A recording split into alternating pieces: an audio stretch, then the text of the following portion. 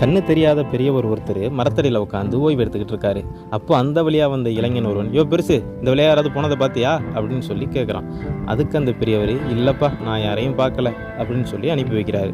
அதுக்கப்புறம் இன்னொருத்தர் வந்து, ஐயா பெரியவரே, இந்த வழியா யாராவது போனதை பார்த்தீங்களா அப்படின்னு சொல்லி கேட்க, அதுக்கு ஆமாப்பா இப்போ தான் இதே கேள்வியை கேட்டுட்டு ஒரு பையன் போனான் அப்படின்னு சொல்லி சொல்கிறாரு.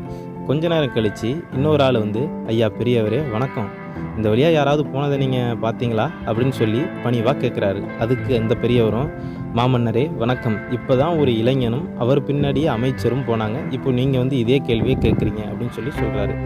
அதுக்கு மன்னர், ஐயா உங்களுக்கு தான் கண்ணு தெரியாத, எப்படி அவர் இளைஞன் அவர் அமைச்சர் நான் மன்னர்னு எப்படி கண்டுபிடிச்சிங்க அப்படின்னு சொல்லி கேட்டதுக்கு, ஐயா ஒவ்வொருத்தருடைய பேச்சிலிருந்தே எப்படிங்கிறத கண்டுபிடிச்சிடலாம், அது மாதிரி தான் இப்போ நானும் சொல்கிறேன் அப்படின்னு சொல்லி சொல்கிறாரு. அந்த மாதிரி தான் நம்மளுடைய செயல்கள் தான் நாம் யார் அப்படிங்கிறத மற்றவங்களுக்கு அடையாளப்படுத்தும். அதனால் நல்லதே பேசுவோம், நல்லதே நினைப்போம்.